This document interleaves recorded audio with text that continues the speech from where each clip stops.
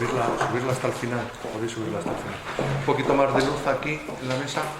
¿Podría ser posible?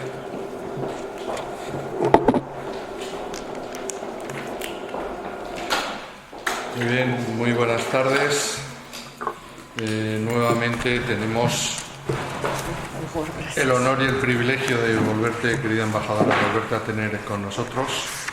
Es una embajadora de un perfil muy europeísta, ya lo verán ustedes cuando veamos su currículum. Es una mujer, a pesar de su juventud, muy preparada y que ha detentado puestos de máxima relevancia en Hungría.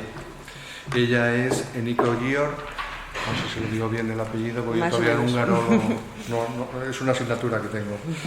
Bien, ella estudió en la Universidad de Economía de Budapest, es doctora en la Facultad de Relaciones Internacionales, especialización en Europa.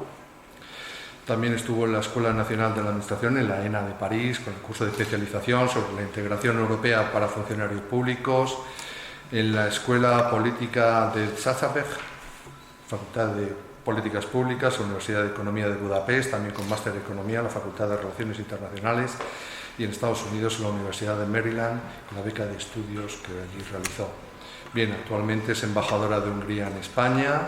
Del 2010 al 2014 fue secretaria de Estado para la Unión Europea del Ministerio de Asuntos Exteriores de Hungría, eurodiputada del Parlamento Europeo, miembro de la Comisión de Asuntos Económicos y Monetarios, de la Delegación para las Relaciones con Japón, de la Comisión Especial sobre la Crisis Financiera, Económica y Social, suplente de la Comisión de Empleo y Asuntos Sociales. 2003-2009, jefa de gabinete del Grupo de Trabajo para Asuntos de la Unión Europea del Grupo Político Fidesz, Oficina de la Asamblea Nacional de Hungría. 2004-2010 también fue directora del Centro Europa Libre, que es un think tank en Szabadka. Del 2005-2010 también miembro húngaro del Grupo de Trabajo Política Europea del Partido Popular Europeo. Del 2004 al 2009 profesora de Ciencias Políticas en la Facultad de Derecho de la Universidad de Stovos-Loránd. Del 99-2003 embajadora de la República Húngara en Roma. 98 práctica profesional en la Asamblea Nacional de Francia, en el Consejo de Europa en Estrasburgo. En el 95 práctica profesional en la Comisión Europea, en la Dirección General de Política Regional. 94-99 secretaria húngara de la Comisión Parlamentaria Mixta Unión Europea-Hungría. 92-99 asesora y asesora jefa de la Comisión para Asuntos de la Unión Europea a la Asamblea Nacional de Hungría. 90-91 práctica profesional en México a través de la Asociación Internacional de Estudiantes en Ciencias Económicas y Comerciales. 89 práctica profesional que estuvo en Logroño, en España.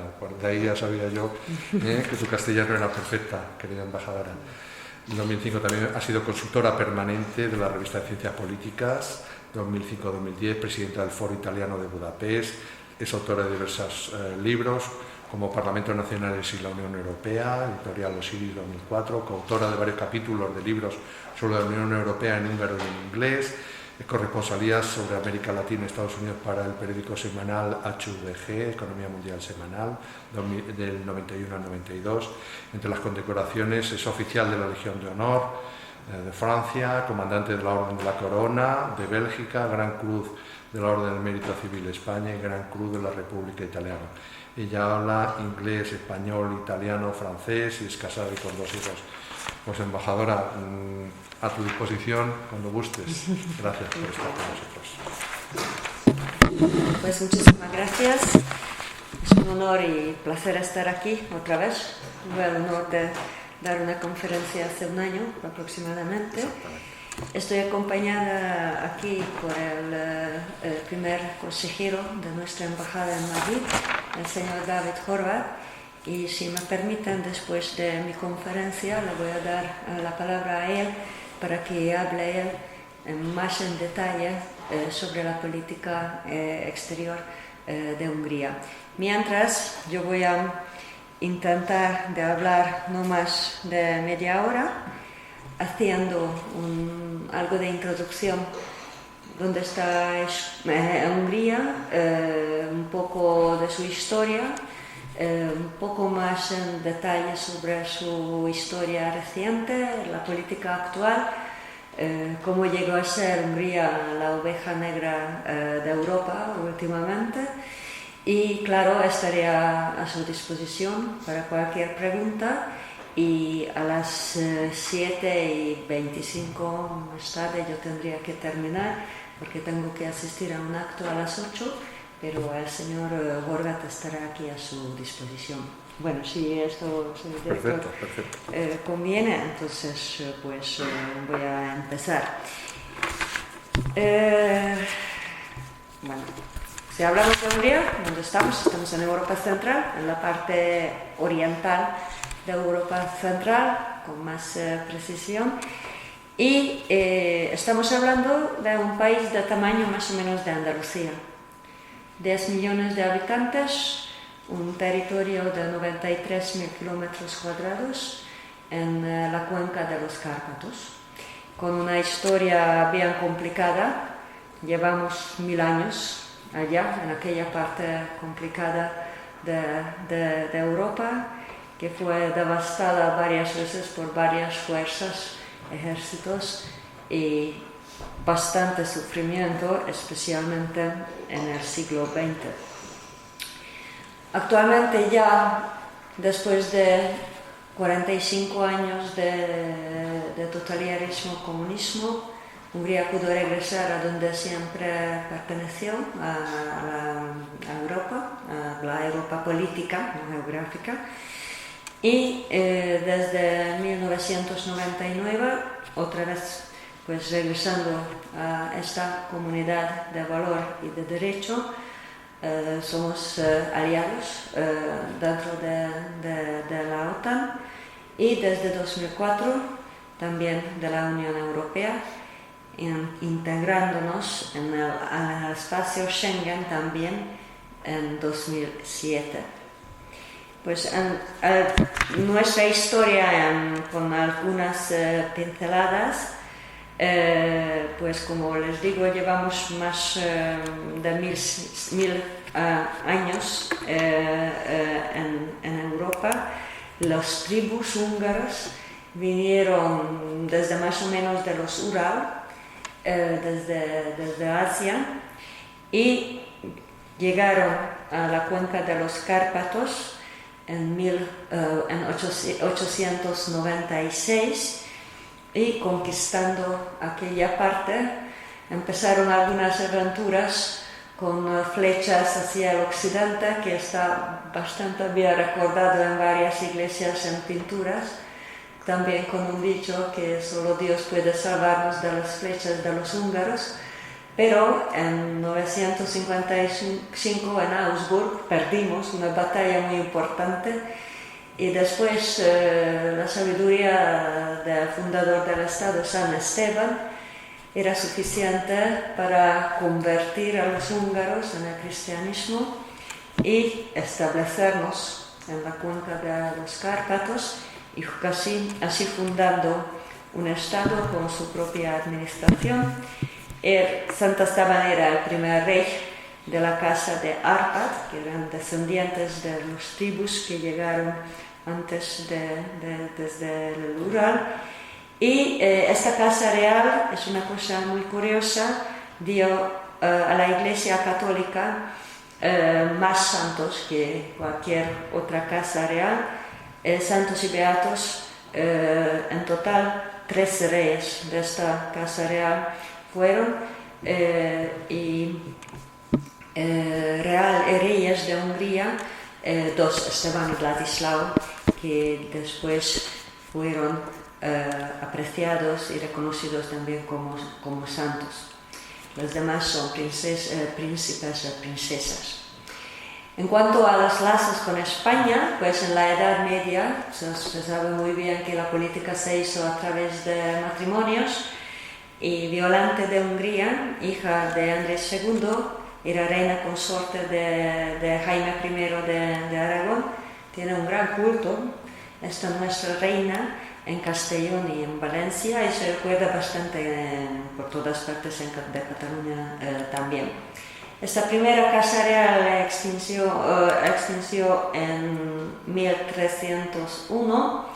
Después llegaron al trono otras casas reales como los Anjou, Sigismundo de Luxemburgo, después un gobernador y un rey de una familia húngara, los Hunyadi, y en 1526 los turcos ocuparon a Hungría y nos dominaron por 150 años.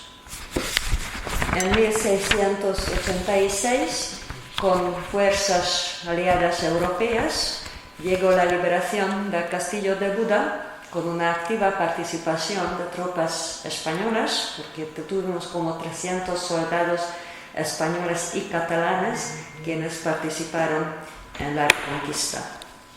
Después, en Hungría, dominaban los Habsburgos, la casa de los Habsburgos, hasta 1918. Y como he mencionado en mi introducción, pues el siglo XX era muy duro. Primero, con una importante pérdida de territorio después de la Primera Guerra Mundial. En la Primera Guerra Mundial participamos del lado de los perdedores, y esto, con esto, después de la guerra, con los tratados de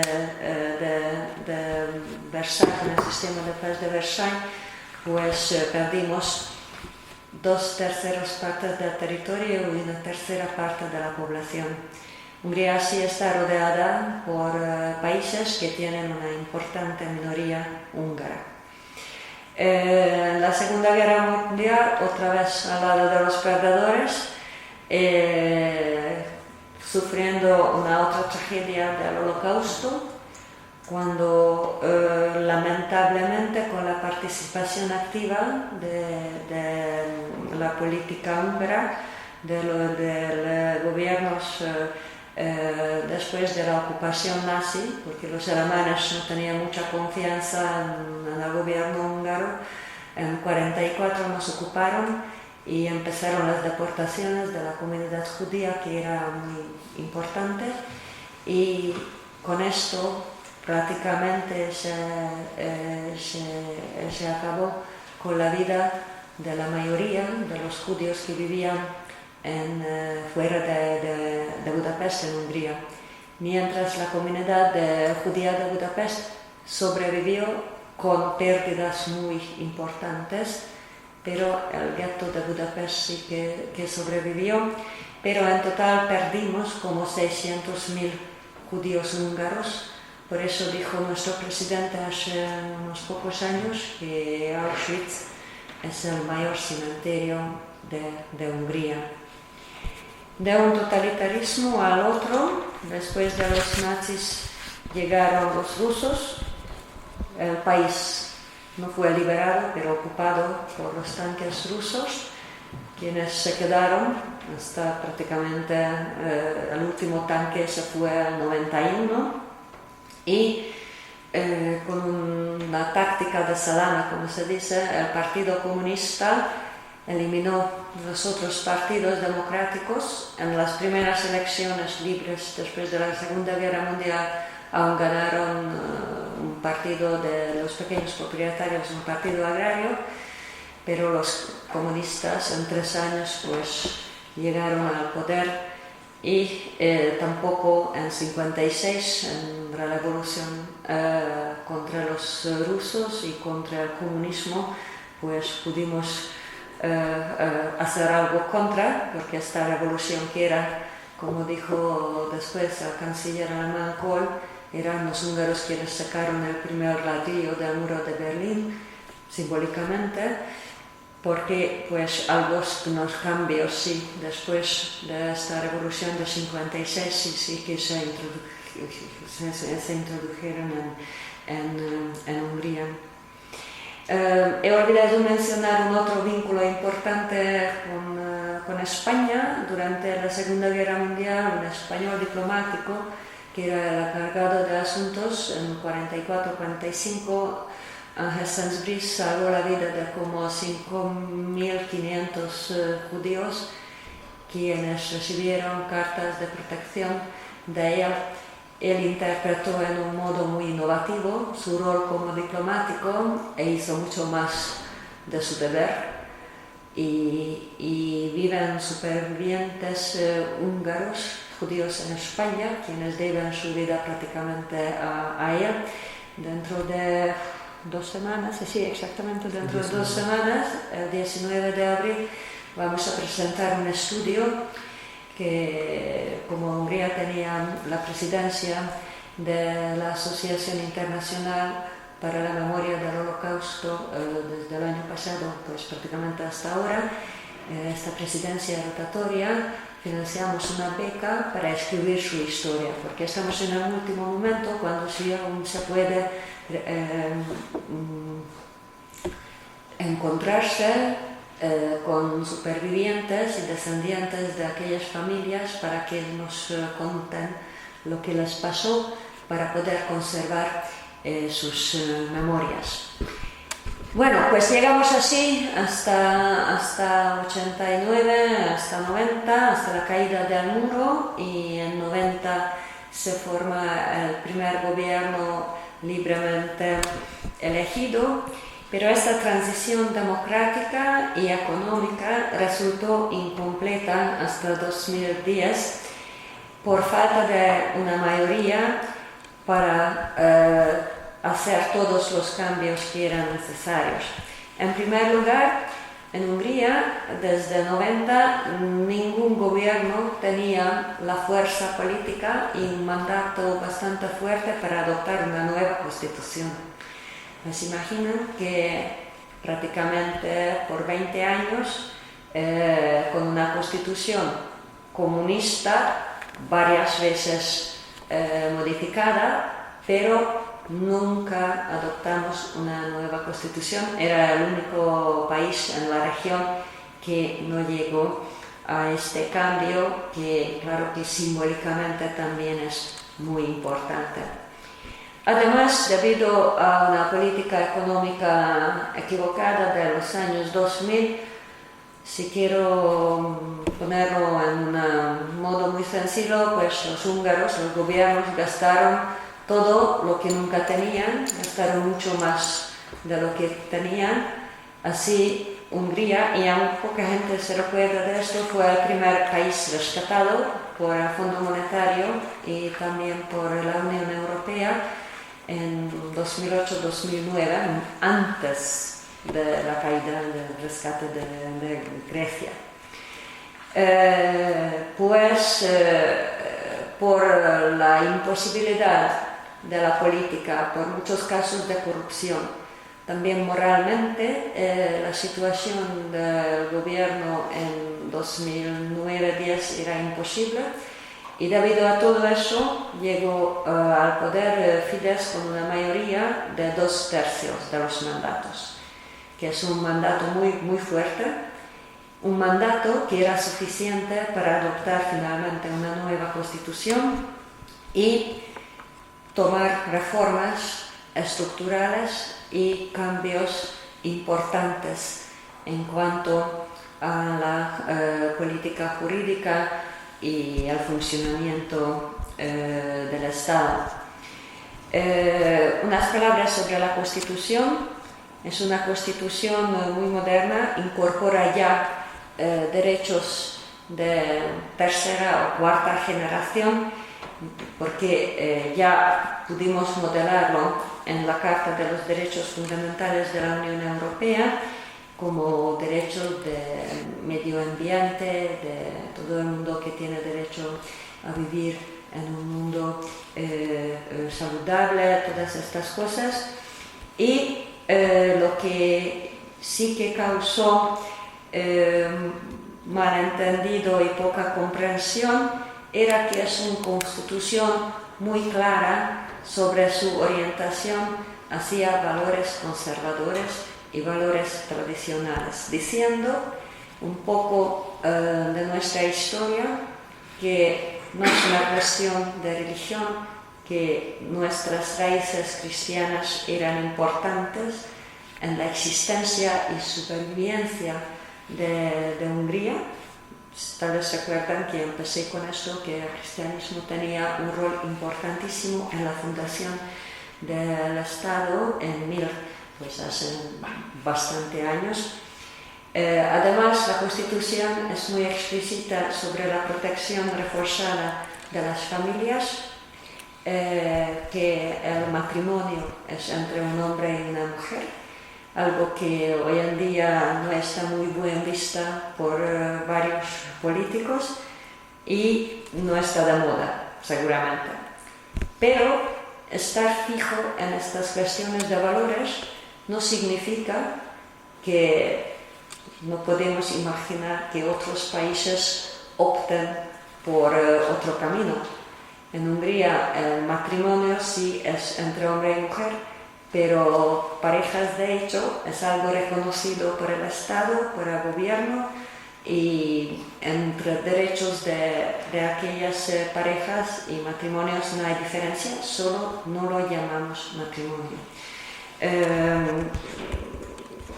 Que la vida la protegemos desde el día de la concepción no quiere decir que aborto es ilegal en Hungría.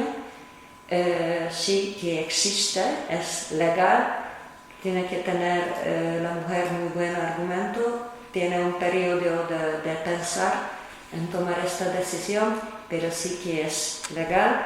Esto no contradice a este concepto de que sí que protegemos la vida, y las familias sí que tienen mucha preferencia, porque estamos convencidos que la situación demográfica de Hungría, pues más o menos tenemos la misma tasa de fertilidad que España, que no está bien, y el futuro de un país es seguro si las familias reciben más apoyo, más ayuda, y les consideramos el núcleo básico de la sociedad. Bueno, estos son los puntos fijos de esta Constitución, que no ha cambiado mucho en cuanto a la estructura de la política. Hungría sigue siendo una república.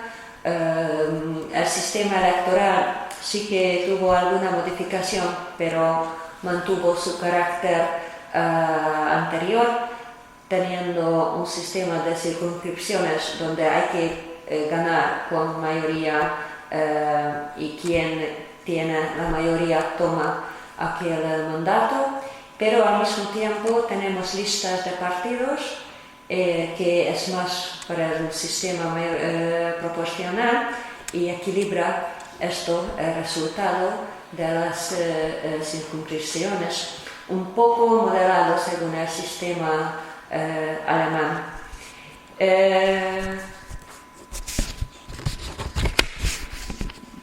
Bueno, en cuanto a la política económica, que es importante, pues como dije, estuvimos muy cerca, que Hungría fue rescatado en 2008-2009 por su mala gestión. Tuvimos que tener medidas urgentes para afrontar la situación, y además no eran años cuando la Comisión Europea pudo ser muy generoso con los estados. Los pactos de estabilidad se tomaban bastante en serio y querían crear un ejemplo que si un estado como Hungría llevó como 9 años ya bajo procedimiento de déficit excesivo, entonces ya no tiene más opción, tiene que hacer corrección. Pues nosotros lo hicimos con muchos esfuerzos y sacrificios, pero funcionó. Lo que era difícil para Bruselas aceptar, que lo hicimos como lo queríamos nosotros, no necesariamente con las políticas lo que Bruselas nos aconsejó. Esta política se basó en un reparto más justo de las cargas, más contribución por parte de los sectores de economía que eran muy lucrativos, como telecomunicaciones, sector financiero, energía y comercio. Estos sectores acumularon muchos beneficios anteriormente, y pues entonces pedimos una mayor contribución de ellos en forma de impuestos extra. No estaban muy felices de esto. No era discriminatorio porque era igual para empresas extranjeras como húngaras de todos estos sectores, pero más carga ya en los hombros de los ciudadanos no se podía meter, porque Hungría sigue siendo aún, estamos convergiéndonos, pero sigue siendo aún un país mucho más pobre que España. En Hungría el pago extra ya se quitó en 2009, así esperar que la gente común pague más, esto era ya imposible y tuvimos que buscar alternativas para sanear la economía y reducir el déficit. Además, lo que hicimos, queríamos promover las pequeñas y medianas empresas, bajamos bastante sus impuestos, las empresas grandes tenían que pagar más, mientras los más pequeños menos. Además, reorientamos los impuestos hacia el consumo. Es decir, bajamos los impuestos sobre la labor para incentivar a las empresas que emplean más gente y incrementamos bastante todos los impuestos de consumo. Por ejemplo, el IVA. Actualmente sí que tenemos el IVA más alto de Europa, 27%, con el concepto que quien consume más quiere decir que tiene más, entonces va a pagar más como contribución. Pues más o menos, y además con reformas estructurales de la sanidad, de la educación, del mercado laboral. Actualmente tenemos el mercado laboral más flexible de Europa. Ya no vale la pena no trabajar. Antes el Estado era demasiado generoso con los que no trabajaban. Casi no hubo diferencia si alguien trabajaba o se quedó en su casa y esperaba que los subsidios le llegaran. Pues esto ha cambiado. Un subsidio de paro es solo por 3 meses. Si alguien no encuentra trabajo en 3 meses ya no lo recibe. Introducimos un esquema de labor público con el concepto, si alguien es capaz de trabajar, tiene que trabajar. El ayuntamiento tiene que ofrecerle algún tipo de trabajo y va a cobrar más, un poco más que un simple subsidio. Esto también era para incentivar a la gente que vaya a trabajar. Pues, ¿dónde estamos después de todos estos cambios que empezamos hace prácticamente 6 años? Tuvimos una elección hace 2 años. El gobierno fue reelegido prácticamente, otra vez con 2/3 de los mandatos. Después, con unas elecciones, porque por el fallecimiento de unos diputados y por resignación, en unas circunscripciones sí que tuvimos que tener nuevas elecciones, que el partido de gobierno perdió, así perdió 2/3, pero sigue teniendo una mayoría absoluta muy fuerte. Pues los logros económicos sí que están, además de la estabilidad política. El crecimiento es más o menos de 3%, fue de 3% el año pasado. El déficit se redujo partiendo hace 6 años de unos casi 7% a 2%, un paro partiendo de una tasa de 12% a prácticamente 6,1%, con un endeudamiento de 83% a 74% más o menos. Pues hay bastante estabilidad económica y lo que es importante, que al mismo tiempo pues el gobierno mantuvo la estabilidad y no perdió el poder. Sobre la política exterior, David va a hablar más en detalle. Claramente los fundamentos son nuestra alianza con la Unión Europea en la adhesión en 2004 y que somos miembros allí, y la alianza de la OTAN. Lo que que nos hizo famoso últimamente, y esto es lo que con eso quiero terminar, claramente es la política de inmigración, lo que también en España, en la prensa, sobre todo el pasado septiembre, pero de vez en cuando ahora también se lee bastante de eso. Pues aquí sí que tuvimos una política muy clara desde el inicio. Lo que hay que entender que pues desde febrero del año pasado ya tuvimos llegadas masivas de gente, pues mayoritariamente vinieron primero kosovares y de los países de los Balcanes.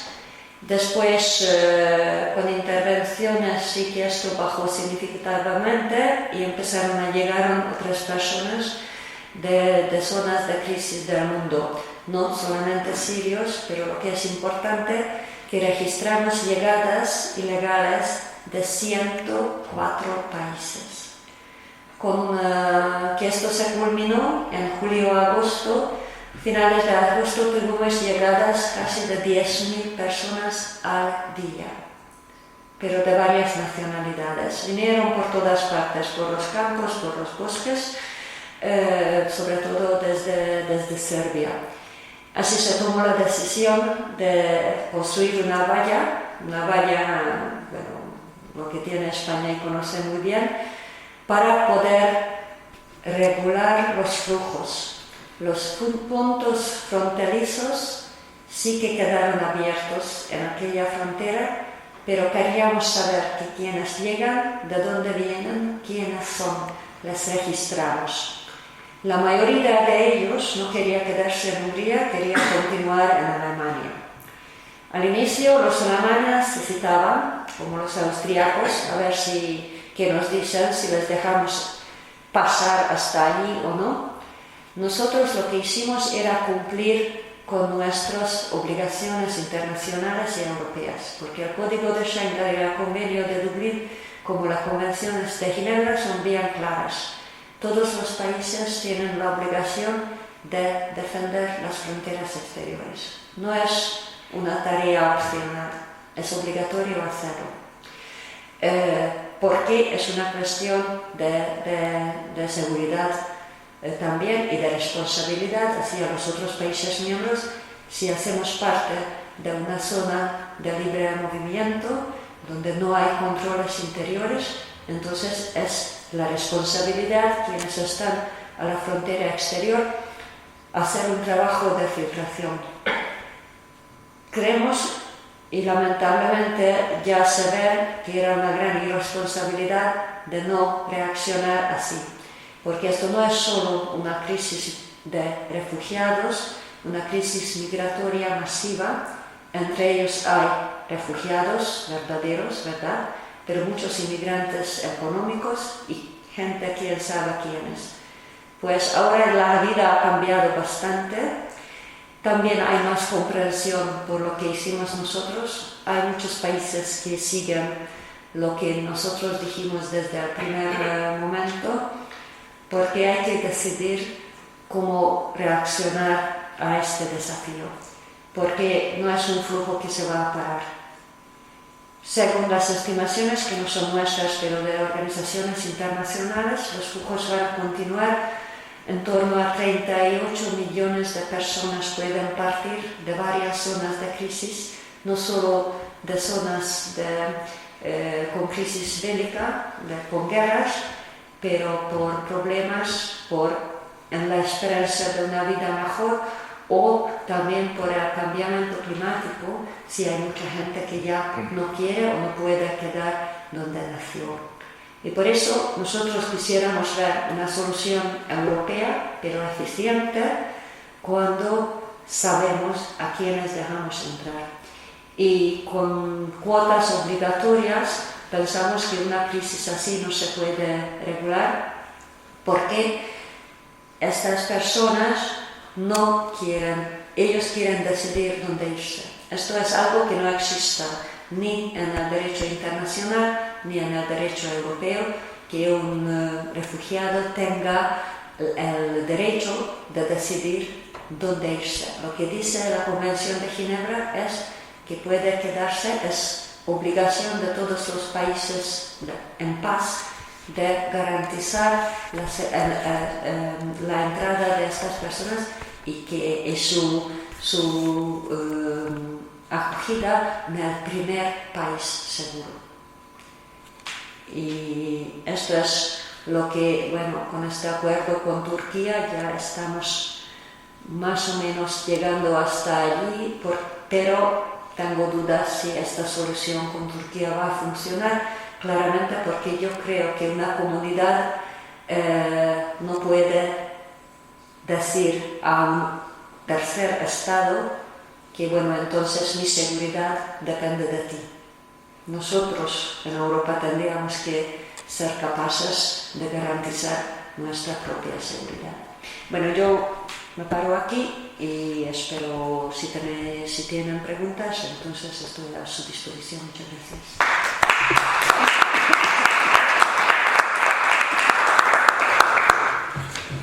Muchas gracias, embajadora, por esta visión tan real y sobre todo tan actual que estamos viviendo día a día.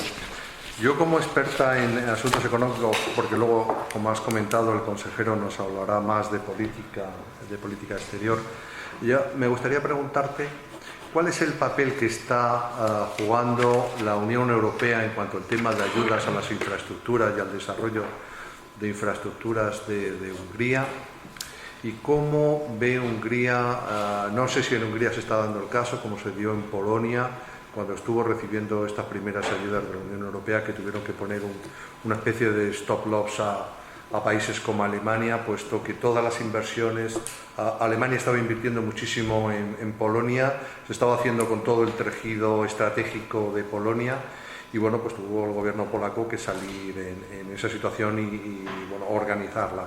No sé si eso se está repitiendo en Hungría, o Hungría en eso, como país soberano, está manteniendo una vigilancia importante de cara a las inversiones extranjeras, a todo este desarrollo de infraestructuras. Gracias. Sí. ¿Por qué no coleccionamos unas más preguntas y yo respondo? Pues, ¿más preguntas para la embajadora? Sí. Gracias. Yo quería preguntar a la señora embajadora, usted ha dicho que la política hungría era muy clara en contra del sistema de cuotas con el tema de inmigración. Entonces, ¿cuál es la alternativa que propone Hungría para detener los flujos migratorios? O sea, ¿qué hacer para que no tengan que venir a Europa? Gracias. Sí. Sí, yo siento una curiosidad, como estaba hablando de la fiscalidad y bueno, un poco de la historia que ha seguido a nivel, hemos sorprendido bastante lo del IVA. Quería preguntarle cuál es el impuesto de sociedades que pagan las empresas en Hungría. ¿Alguna pregunta más? Bueno, pues perfecto, y ya. Bueno, fondos europeos. Primera pregunta. Sí que los fondos europeos son importantes para el desarrollo. Aquí, al inicio tuvimos una experiencia bastante mixta con los fondos, con inversiones extranjeras, debido mayoritariamente a la no tener experiencia con inversiones extranjeras, porque bueno, un país comunista claro que no conocía estas inversiones. La mala experiencia se debió más a las privatizaciones que a los fondos europeos. Claro, una economía convergente que era Hungría, emergente al inicio, en los primeros años de los 90, y con más conversión después, pues para sobrevivir económicamente era indispensable privatizar. Y en Hungría unos 80% del PIB viene del sector privado, es una cifra elevada. Esto es debido a una masiva privatización de los años 90. Pero en algunos casos esto sí era equivocada. Estuvimos bajo una presión importante para tener fondos para poder hacer algo, una gran conversión de la economía. La economía comunista era algo muy artificial, no tenía nada que ver con el mercado.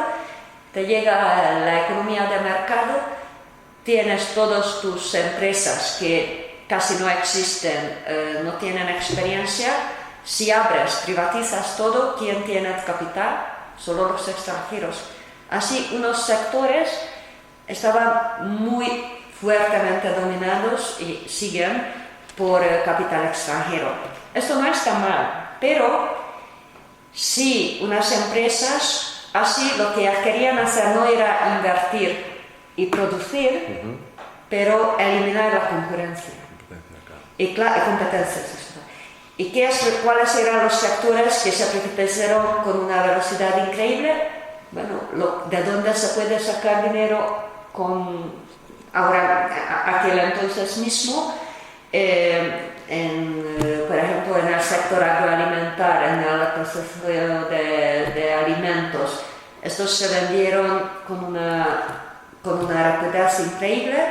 Los franceses, Bonduelle, compró, Hungría, un país con una gran tradición de agricultura, de alimentos muy buenos. Enseguida todo en manos de extranjeros, porque era fácil, y ya todas las latas, tenían la denominación francesa, tal vez el contenido era húngaro, o bajaron mucho la producción para poder vender más de sus propios productos. Además, sectores cruciales, estratégicos de la economía se privatizó. Energía, electricidad, gas, se vendió todo. Con esto es muy curioso, esto pasó en Hungría durante el tiempo del gobierno socialista, mucho más amado y una coalición socialista liberal, segunda parte de los 90, con masivas privatizaciones, pero si privatizas todo el sector de electricidad, gas, ya no tienes influencia en los precios. ¿Qué van a hacer estas empresas? Pues van a decidir ellos los precios que los hogares pagan por electricidad, gas.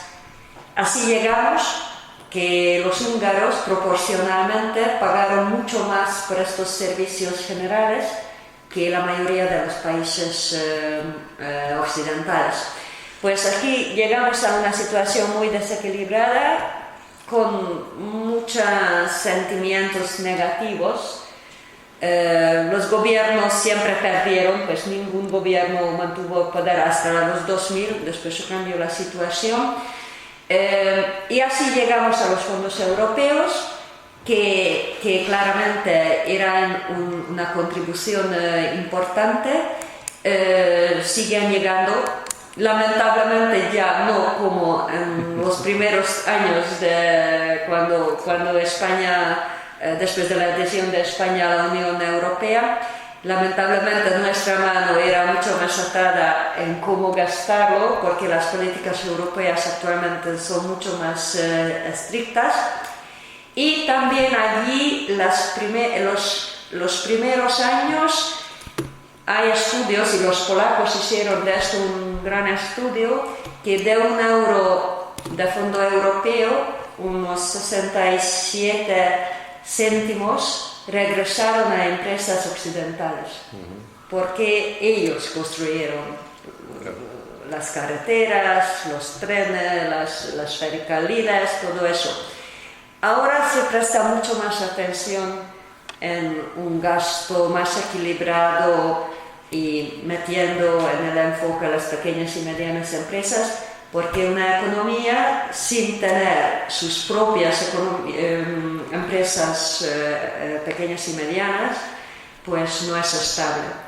Y por eso, con la política de impuestos, se llegó así a la pregunta en cuanto al impuesto de sociedad. Esto es 19 para los grandes y 10% para los pequeños y medianos. Es bastante precioso. Y el capital extranjero sí que sigue llegando con inversiones importantes, grandes proyectos. Hungría no tenía ninguna producción de coches, ahora automoción es el sector más importante. Estas son grandes empresas, Mercedes, Audi, General Motors y Suzuki son los 4 grandes. Y la política ahora intenta hacer dos cosas. El primero, que estas grandes utilicen más las pequeñas y medianas empresas como proveedoras para ellos. Tenemos empresas españolas establecidas en Hungría propio en este sector porque saben que estos grandes van a utilizar lo que producen ellos. Y el segundo, que quisiéramos incrementar el porcentaje de la industria en la contribución al PIB, porque esta es una experiencia de la crisis que sí que en Europa tampoco podemos liberarnos de la producción, porque los servicios vienen y van en un día. Y por eso con la producción se puede generar más estabilidad y más empleo. Y por eso estamos haciendo estas modificaciones. No es algo, pues yo lo veo en España y veo claramente también en políticas de Bruselas para regresar un poco a la importancia de la industria. Llegando al tema de las cuotas, porque muy bueno, tiene toda la razón, que es lo que nosotros pensamos cuál sería la solución. Claro, estamos enfrentando situaciones bélicas que al menos parcialmente fueron creadas por las políticas de los países occidentales.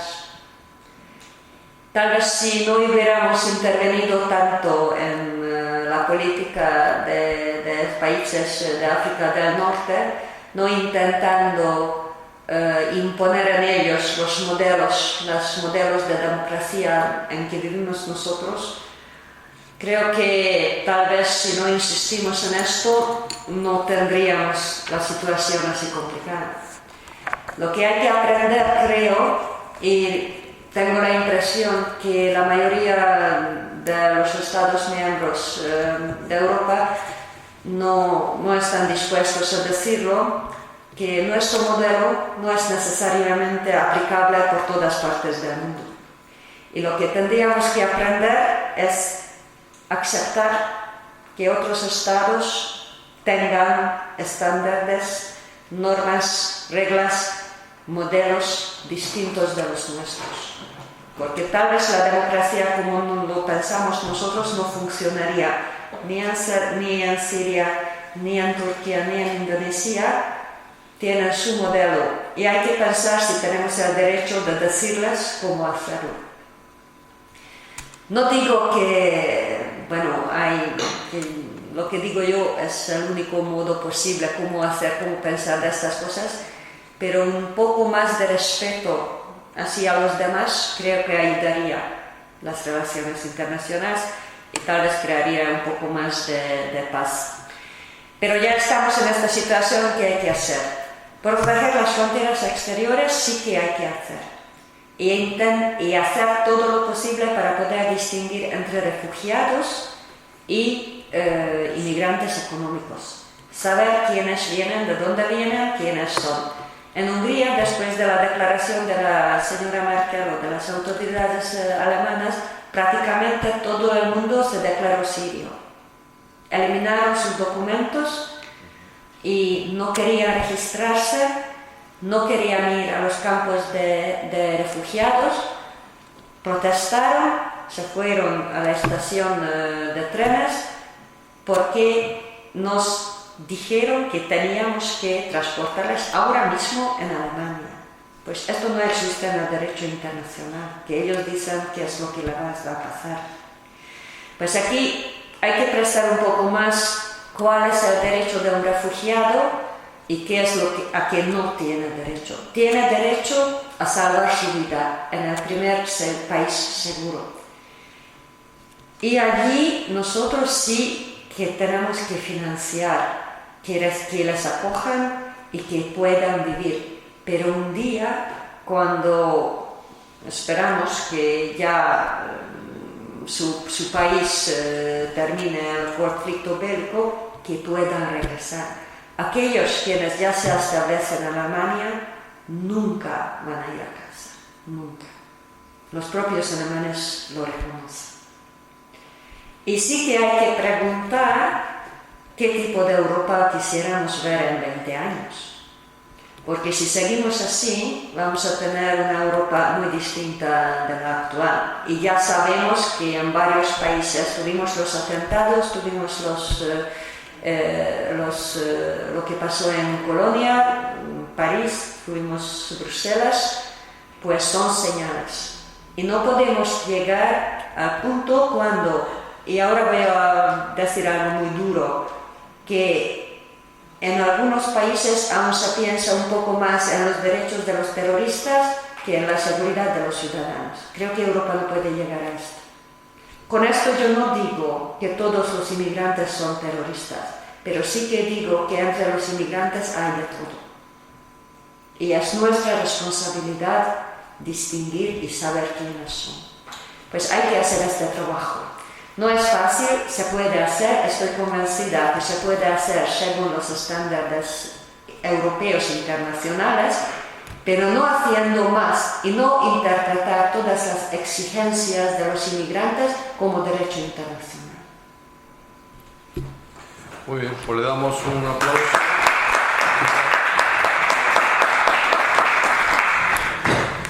Embajadora, señor, por la medalla. Muchísimas gracias. Muy amable. Muchísimas gracias.